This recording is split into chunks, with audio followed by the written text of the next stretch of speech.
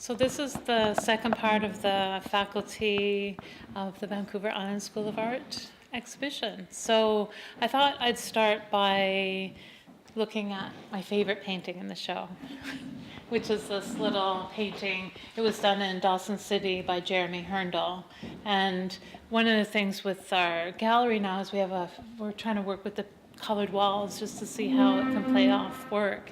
And it helps the curatorial students kind of think about what they've learned in color theory and how it could go with the work. So one of the things is to, have some of the color that's in the piece make the piece show up. And something that people don't necessarily take into consideration is that even white isn't neutral. Like anything you put the work behind, it really plays on it. So I just love the scale of this piece and how intense it is in such a small area. And then on the other side of this wall is a piece by Wendy DeGrow. And again, when the artist first thought about her work being on an orange wall, she was a little concerned, but then we talked to her about it, and if it was on a white wall, like some of the white edges wouldn't show up as much. So because it's an architectural piece, it actually works really well on this freestanding wall. So when she saw it, she really liked it and appreciated how it made her work stand out. And it's not necessarily the best color for it, but we just think it really activates the piece.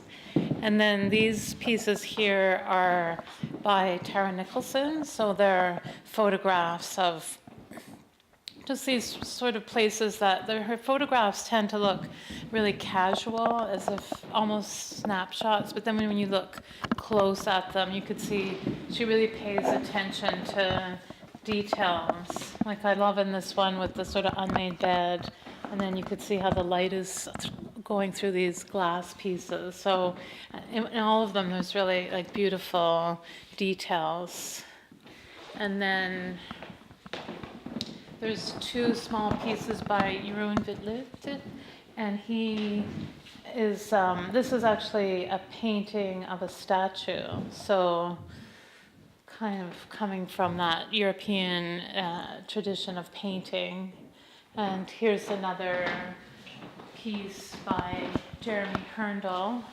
And one of the things that's really interesting about Jeremy's work, when people first look at it, the light seems a bit uncanny, like we're not too sure what we're looking at. And what he does is he does these outside plein air paintings, and he'll paint for 8 hours straight and try and capture the changing light. So it looks like both daylight, but then you could see all the lights of the city lighting up. I believe this is from looking down from Mount Ptolemy. So, and then this is a piece by Bronwyn McMillan. So she has this piece, and then she has two over here. So this one here, and then this one here. I just wanted to talk about the three of them at once because they're based on walking, and when she goes for walks, and then when she gets back to her studio, what does she remember? So she doesn't use any kind of photographic reference. It's just, what she remembers from seeing on her walk. So that becomes the subject matter. And then these are two pieces by Emily Gein, and she's teaching a course on using the image in installation art. So you can see in this one, she does a lot of re-photographing. So she photographed this image, and then she photographed the background, and it's like an image within an image. So, and then there's another little piece by Jeremy. This is also a plein air painting from Dawson City, where he's living right now. And then one more of Jeroen's work. So he was talking a little bit about this painting because it's quite enigmatic, right? Like, why have the mask around the horse? And one of his daughters does horseback riding, and he talked about when you go in the stable, like he's kind of afraid of making eye contact with the horses, like as if they know more, like he says they have that kind of knowing look, so he made them have a mask. Kind of interesting because it seems like it's a more monumental subject matter, and it is because it's very powerful to see an animal, but interesting that it came from such a more casual response. And then Zane St. Philip, these are his arches, and he painted the wall to work with the paintings. So he has this special technique. Well, it's not special in that it's a very kind of traditional technique where he takes rabbit skin glue and mixes it with pigment and then puts it on the canvas, so the canvas becomes really saturated. Like if you look at it, it feels like velvet. And so he's really interested in this idea of the creating an architectural space that has these, what he calls vegetal drawings in it. And so they become more like almost objects than paintings.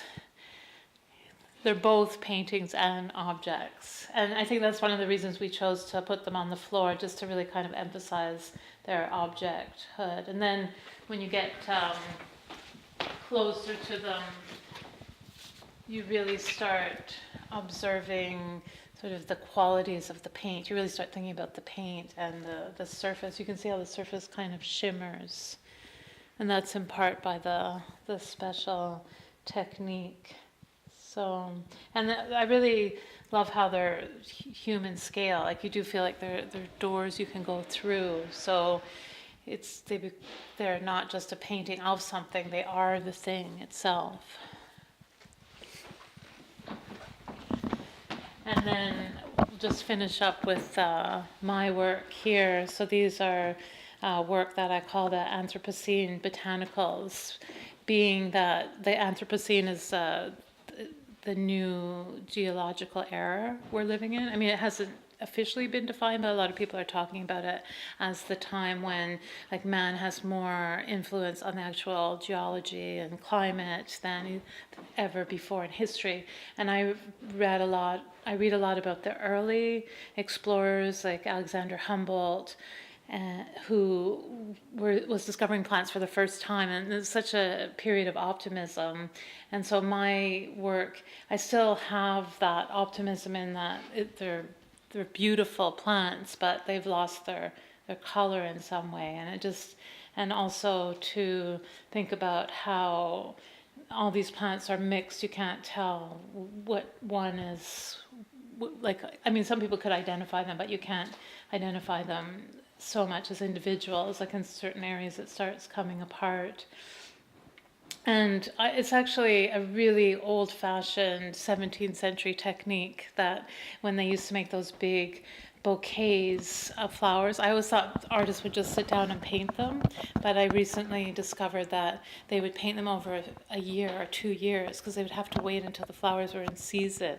And so they would piece it together. And so that's how these are all pieced together from historical botanical drawings. So I like the idea that it's still falling in that history of painting. And then there's one more over here.